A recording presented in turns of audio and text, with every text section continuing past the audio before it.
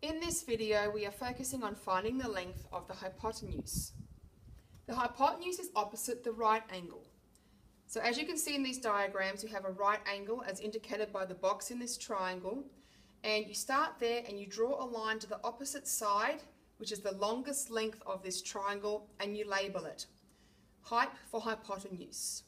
The same thing goes in this triangle here. You find the right angle, you draw a line to the opposite side where the long side is, and you label it hype. It does not matter which way the triangle is positioned. As you can see, both these examples show the triangle positioned differently, but it doesn't matter. The hypotenuse will always be the long side and opposite the right angle. Let's look at these two triangles down the bottom here. This is about labeling triangles. If you're going to label a triangle based on the vertices, then you need to use capital letters and find a combination of letters that are in alphabetical order. So we have triangle A, B, and C, and you read it in order of the alphabet. So A comes before C, so you wouldn't start at the letter C. A comes before B, you wouldn't start at the letter B. Always start with the highest ranked letter in the alphabet. In this case, it's A. On the right-hand side here, this has been labelled based on the sides. When labelling triangles based on sides, you have to use lowercase letters. And again, the same thing, you need to pick a combination of letters that are in alphabetical order and read them as such. In this case, we have QRS. So this triangle would be triangle QRS.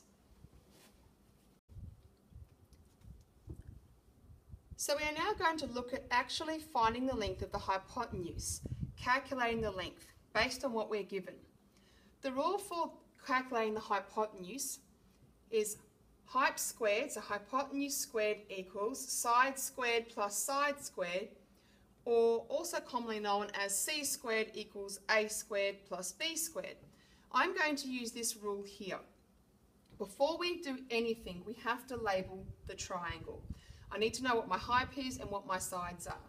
So I'm going to draw an arrow all the way across from the right angle to the opposite side to the long length and label that hype for hypotenuse, which means the two left over are the sides. So I have a side, and a height, which is perfect. It's going to fit into my rule. And now we're going to start. So the first thing I have to do is write the rule. So hype squared equals side squared plus side squared. And I'm going to work down. Now, because this hype is labelled x, it's now going to become x squared. So I'm now substituting. So the first line was the rule. Now I'm going to do the substitution into the second line. So the side squared, doesn't matter what order they come in, I'm going to pick one. So we'll go with, let's pick 6 centimetres first. So 6 squared plus the other one of 8 squared. And then I'm going to calculate that in one step. Working down the page. So when I calculate 6 squared plus 8 squared, so I can punch that into my calculator using the squared button, I get a number that is 100. Now I've got x squared equals 100. The opposite of squaring is finding the square root. So I'm going to take this square off and find the square root of 100. And when you calculate this, you punch in the square root button, 100 equals, and you will get an answer of 10. And because the units are centimetres, you must put the centimetres on there. So if we quickly go back through and look at what I've done, we labelled the triangle, we then wrote the rule, we then did the substitution, we made the calculation and got an answer of 100. We did the opposite of squaring, which is finding the square root, and we calculated that and got 10 centimetres. We're now going to do the second one on the right hand side here. So I'm going to label first. So I find the right angle, I draw a line to the opposite side, the long side, and I label it hype. And the two remaining left over become the two sides. So I've now labelled, I'm going to write the rule. So hype squared equals side squared plus side squared. Now, because the hypotenuse is labelled as x, it's now going to be named x squared because that's the side I'm trying to find, or I should say the hypotenuse I'm trying to find. And now I'm going to change these words for the sides and put the numbers in. So again, it doesn't matter which one comes first, I'll just pick this one here.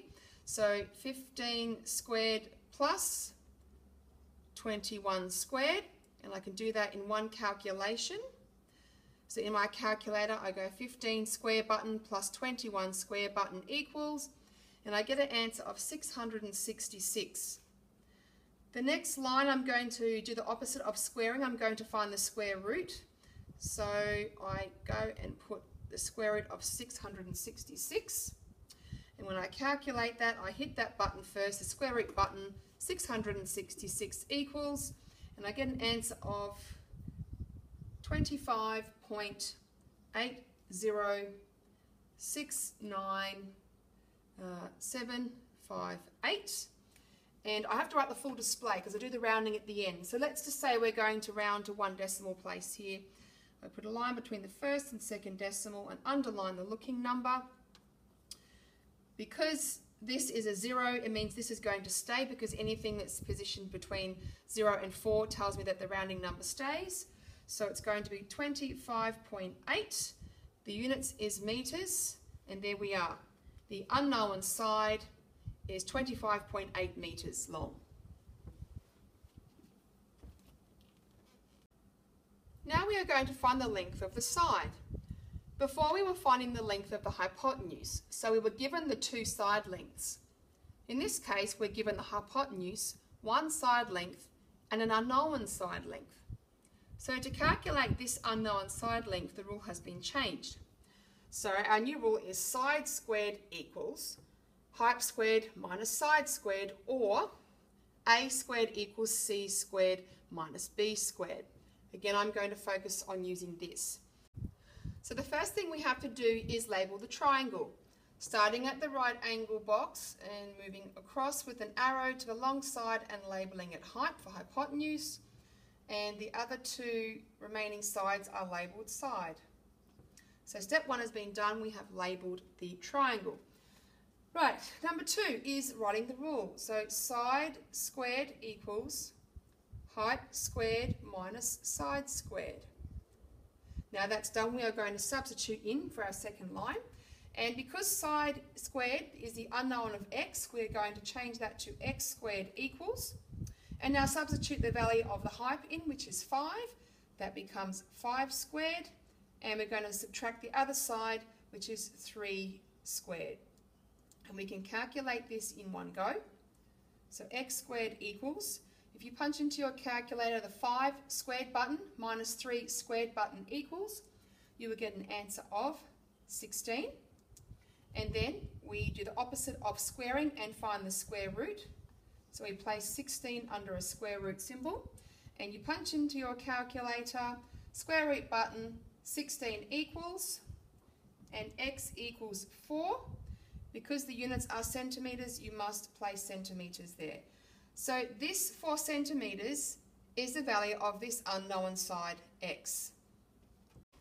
Let's now take a look at this second question here. We're going to do exactly the same thing and label.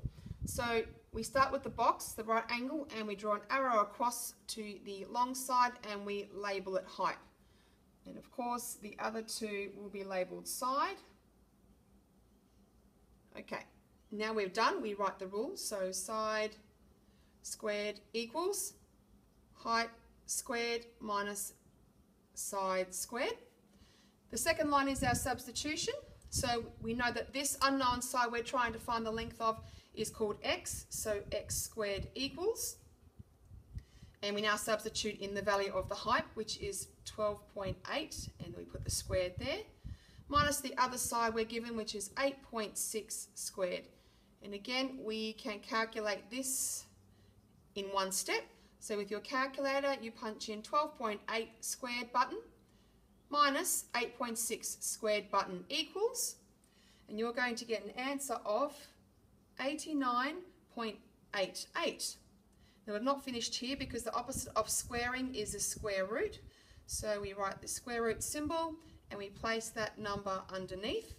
And with our calculator, we punch in square root button, 89.88 equals, and we're going to get a long decimal number, We have to write the whole decimal number out, so it's 9.480506,316. Now I'm going to again round to the nearest one decimal place. So I'm going to put a line separating the first and second decimal place and underline the looking number. This number here tells me it needs to be rounded up because it sits between 5 and 9. So our answer will be x equals 9.5 and the units is centimetres. So make sure you always put the units in, otherwise you're going to lose some marks in an exam or an assignment. So as you can see, when I've done these questions, I've tried to line them up neatly and tidily by keeping the equal sign underneath each other. We're now going to look at worded problems for finding the length of a side, and sometimes the question will require you to find the length of the hypotenuse. In this case, our question is going to focus on the length of a side. So sometimes you are given a worded question which requires you to draw a picture with a triangle in it, and I've done that for us here. The question will require you to draw the environment scenario around the triangle, as I've done here with the ladder and the brick wall. You must draw the right angle down here in the bottom, and then obviously we're going to put the measurements in and label this as well. You must do all of this to achieve full marks for the questions that you do in exams and assignments, so just remember this is important to know. And we're going to do an example now, and we'll take this from the beginning as we normally would. So we read the question, then we'll label, and then we'll go through, write the rule and calculate. So a 6-metre ladder. Straight away I've got a 6-metre ladder. Now normally you would draw this as you read it, but I'm just saving us some time. So a 6-metre ladder leans against a wall. So we've got the wall here, this is the ground, and this is our 6-metre ladder. Its foot, which is the base of the ladder, is 3 metres from the base of the wall. Find how far up the wall the ladder reaches. So we now know that this is our unknown of x, the length of the wall. Before we go any further, we also need to label the hypotenuse and the sides. So we find the right angle box, or the square, and we draw a line with an arrow to the opposite side, and we label it hype. And of course the two remaining sides get labelled side and side. And now we have this label, we can start our calculations. So we've got to find this height of the wall where the ladder sits. So this is a side question. So we're trying to find the side. So side squared equals height squared minus side squared. If this was the unknown, then we'd be changing the rule, but we have to look at the information and figure out which rule we have to use. Now our second line is substitution. So the hypotenuse is 6, so 6 squared minus the other side that we know, which is 3, so 3 squared. And now we are going to calculate that in one go on our calculators by punching in 6 squared button minus 3 squared button equals, and we get an answer of 27. We haven't finished here. The opposite of squaring is the square root.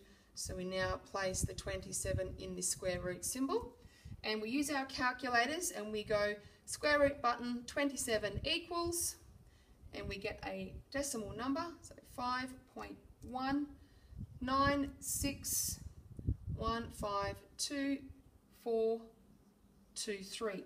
And I'm going to round this to the nearest one decimal, so rounding to the one decimal place. So I'm going to put a line between the first and second decimal and underline the looking number. This looking number is going to tell me whether this number moves or stays. So this is a 9. It sits between 5 to 9. It tells me this number must go up. So we get an answer of 5.2. And our units are metres. So now I know that 5.2 metres is the length of the wall from the base to where the ladder sits. And because it's a worded question, we have to have a worded answer. So therefore, the ladder reaches 5.2 metres up the wall. You, of course, can create your own sentence, your own therefore statement that matches the question. As long as it's relevant to the question topic and you have found the correct answer and you place that in there, you can't go wrong.